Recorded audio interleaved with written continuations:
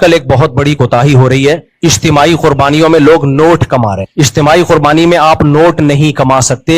یہ بزنس کا جائز طریقہ نہیں ہے. جو جائز طریقہ ہے بزنس کا وہ بھی میں آپ کو بتا دوں. اگر نوٹ کمانے ہیں تو کیسے کرو. پھر ہو یہ رہا ہے مسجد والے, مدرسے والے یا کوئی انڈیویجولی یا کوئی ادارہ کیا کرتا ہے, وہ کہتا ہے بھائی ہمارے ہاں اجتماعی قربانی ہو رہی ہے, سب لوگ حصہ لیں. ایک حصہ فار ایگزامپل 15,000 روپے کا ہے. اب سب سے 15,000 روپے لے لیے, لاکھوں کروڑ روپے جمع ہو گئے, جانور لے کر آئے, گوشت ڈیوائڈ کیا, اب بچ گئے جی 10 لاکھ روپے. وہ 10 لاکھ پی گئے, یا وہ مدرسے کا پروفٹ سمجھ لیا کہ یہ مدرسے کا کیا ہے, پروفٹ ہے. تو یہ جائز نہیں. وہ 10 لاکھ روپے آپ کو سب میں کو ڈیوائڈ کرنے پڑیں گے, واپس کرنے پڑیں گے وہ مدرسے کا پروفٹ. کیونکہ اگر آپ مدرسے کا وکیل بن کے اجتماعی قربانی کر رہے ہیں تو مدرسہ پروفٹ اگر رکھ رہا ہے تو اس کا مطلب مدرسہ بزنس کر رہا ہے. تو قانونی ادارہ بھی ایک شخص واحد شخص کی طرح ہوتا ہے, جس کو شخص قانونی کہتے ہیں. سمجھ رہے ہیں کہ نہیں سمجھ رہے؟ ادارہ بھی کیا ہوتا ہے, ایک فرد کی طرح بزنس کرے گا. اس کے بھی بزنس کے جائز ہونے کے احکام وہی ہیں جو ایک فرد واحد کے ہیں. کوئی ادارہ سودی لین دین نہیں کر سکتا. مثال کے طور پر آپ نے کسی مدرسے کو 1 کروڑ روپے,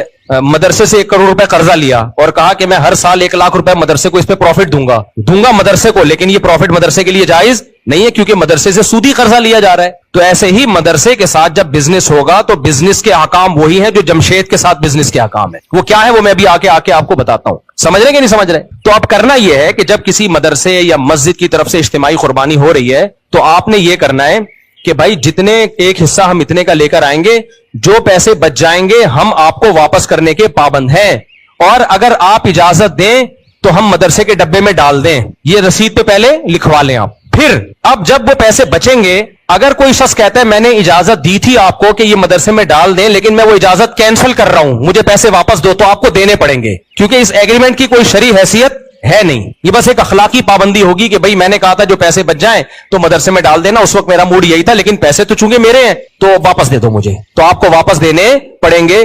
عام طور پہ دیکھا یہ جا رہا ہے کہ مسجد والے, مدرسے والے جو اس طرح کی قربانی کرتے ہیں وہ واپسی کا آپشن نہیں رکھتے, اور اگر رکھتے بھی, اگر وہ کہہ بھی دیتے ہیں کہ جو پیسہ بچے گا ہم مدرسے میں فنڈ کے طور پہ دے دیں گے, تو پھر یہ نہیں بتاتے کہ یہ لازمی شرط نہیں ہے. لازمی شرط لگا نہیں سکتے نا. یہ جس کا پیسہ ہے جب تک وہ آپ کو عین وقت پہ جب اس کا حق آئے گا تو اس وقت اگر وہ اجازت دیتا ہے تو ٹھیک ہے, نہیں دیتا تو اس کو حق ہے. دیکھو میں آپ سے کہتا ہوں کہ کل میں آپ کو صدقہ دوں گا 50 روپے, آپ سے وعدہ کر لیتا ہوں.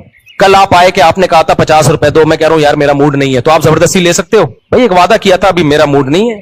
ہم یہ تو کہیں گے یار اب اخلاق کا تقاضا یہ کہ دے دو, لیکن کوئی شرعی پابندی اس پہ ہے نہیں. آپ کے پیسے بھائی میری ضرورت پڑ گئی ہے مجھے, اب اس وقت میں نے کہا تھا میرے پاس تھے, اب میرے پاس ہے نہیں. ہاں آنے جانے کا جو آپ کی ٹینشن ہوئی کرایہ میں دے دیتا ہوں, میرے وعدے کی بیس پہ آپ آئے تو نقصان نہیں ہونے دوں گا میں آپ کو. تو ایسے ہی خوب سمجھ لو کہ جب اجتماعی قربانی کی ہے تو اس پہ جو اضافی پروفٹ ہے آپ نے رسید پہ پہلے لکھوا لیا, لوگوں کو بتا دیا کہ جو پیسہ بچے گا ہم مدرسے کے ڈبے میں ڈال دیں گے. ٹھیک ہے, اچھا کام کیا آپ نے.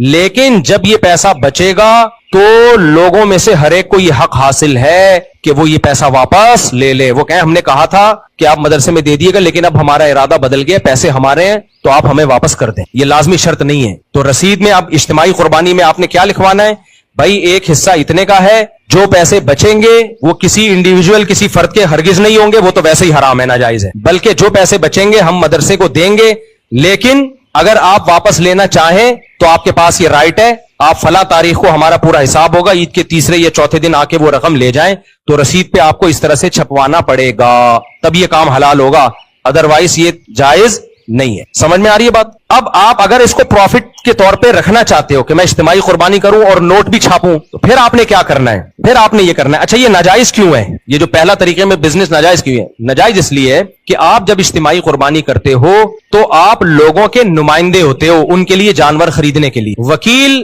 موکل سے کمیشن تو لے سکتا ہے بتا کے. دیکھو وکیل کی 2 قسمیں ہوتی ہیں. اب یہ تھوڑا پیچیدہ مسئلہ ہو جائے گا نا, عوام کو سمجھانا تھوڑا سا. وکیل کیا کر سکتا ہے, آپ نے مجھے کہا مفتی صاحب میرے لیے گائے خریدو, میں گائے خریدی آپ کے لیے, راستے میں پہنا دی کسی کو میں نے مہنگے داموں کر کے, کیا میں پروفٹ رکھ سکتا ہوں؟ وہ نہیں رکھ سکتا. بھائی آپ نے تو دوسرے کے رزق پہ خریدی ہے, اگر یہ گائے مر جاتی تو آپ کس سے پیسے لیتے؟ اس سے لیتے. یار تمہاری گائے تھی, اس کو چھین کے بھاگ گیا, میں تو تمہارے لیے لینے گیا تھا. اس پہ کوئی پروفٹ وافٹ نہیں رکھ سکتے آپ. جو ایکسپینسز آئے ہیں وہ لے سکتے ہو, جو جتنا خرچہ آیا ہے. پروفٹ اگر آپ نے لینا ہے تو پھر شریعت کا اصول کیا ہے؟ شریعت کا اصول یہ ہے کہ آپ جب تک کوئی چیز خرید کے اپنی ملکیت اور اپنے قبضے میں نہیں لے لیتے उस वक्त तक उस पे उसको बेच के उस पे प्रॉफिट नहीं कमा सकते आप। समझ रहे हो कि नहीं समझ रहे? मैंने भी इज्तिमाई कुर्बानी का बिजनेस किया है, लेकिन बिजनेस बता के, और इस तरीके से जैसे मैं अभी आपको बता रहा हूं, इस तरह से आप करें, कोई हमें एतराज नहीं। आप क्या कहेंगे, भाई ये मदरसा बिजनेस कर रहा है, ये मस्जिद का बिजनेस है, ये गफ्फार भाई का जाती बिजनेस है। वो बिजनेस मस्जिद का भी हो सकता है, मस्जिद के लिए यानी मदरसे के लिए भी हो सकता है, और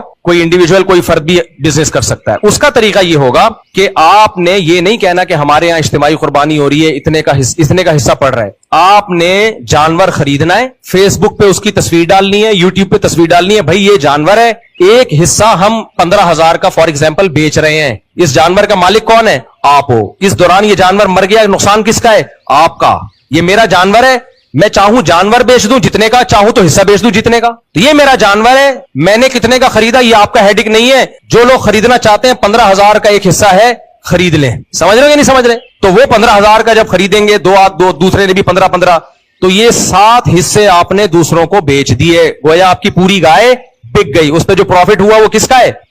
बोलो, आपका।